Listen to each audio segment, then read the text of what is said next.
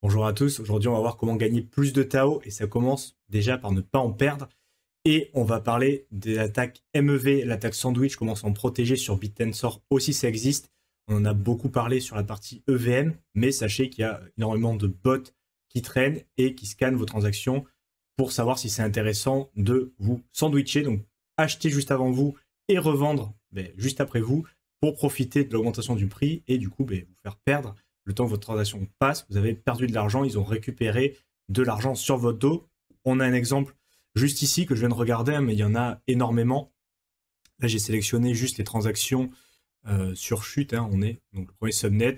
Transactions de plus de 50 Tao. Et en général, vous regardez, c'est des montants qui passent. Il y a des ventes juste après. Donc là, par exemple, on a l'adresse 5DKS1 qui a très clairement sandwiché le 5H9 où il voulait acheter 100 Tao. Et on a vu que 5DK, il passe juste avant. Il achète la même quantité, donc 100 Tao, 452 alpha. Ensuite, il y a la transaction de 5H9, donc celui qui se fait sandwicher, qui s'est fait attaquer. Et la revente juste derrière de 5DK S1 qui repart avec 0,17 Tao de profit. Donc pas dégueu. Et juste avant, il lui a refait exactement le même coup. Encore une fois, on a la même transaction avec 5H9 qui veut acheter 100 Tao. Et le bot qui le sandwich encore pour 0,17 Tao. Donc un bot de MEV, un exemple de quelqu'un qui perd de l'argent. Donc ça c'est juste un exemple très récent sur chute, mais ça existe sur tous les subnets. Il y a énormément d'attaques. Et ce qui va être déterminant pour l'attaquant, pour savoir si c'est intéressant de vous attaquer, ça va être le slippage. Donc on va voir comment régler pour pas se faire justement attaquer, pas se rendre attrayant. Et donc pour cet exemple, on va aller sur Score, donc qui est un subnet qui est beaucoup moins capitalisé, donc moins de liquidité, et avec du slippage un peu plus important. Donc les deux facteurs qui vont être intéressants, ça va être premièrement le montant que vous allez mettre. Par exemple, montant c'est conséquent, 20 Tao. Vous voyez qu'il y a un slippage à 0,18. Et donc là, vous voyez pour cette transaction, donc j'achète pour 20 Tao, 751 tokens alpha de Score.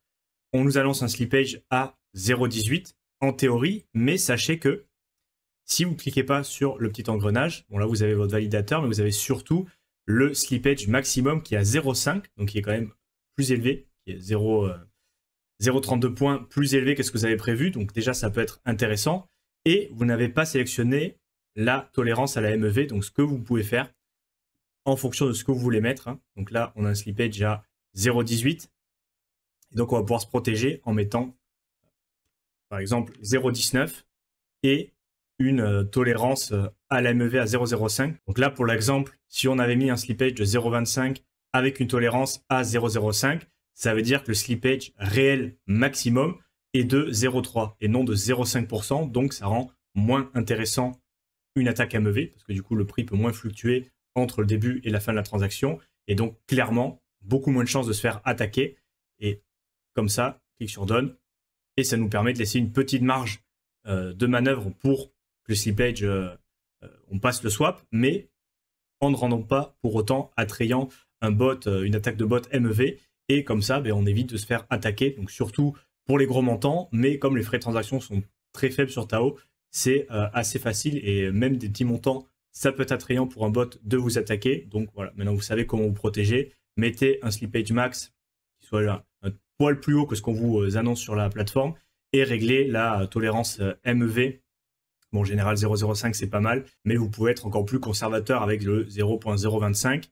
Dans l'idée, plus on descend dans les market cap, moins il y a de liquidité, et donc forcément, il y aura plus de slippage qui sera nécessaire pour passer, et surtout des sommes importantes, donc c'est bien de savoir se protéger au maximum. Si l'investissement sur BitTensor et ses subnets t'intéresse, on en parle dans le groupe Telegram en description, on en parle quasiment tous les jours, aucune garantie de quoi que ce soit, mais juste on partage des stratégies, de comment faire en fonction des profils de risque. Donc voilà, tu peux jeter un coup d'œil.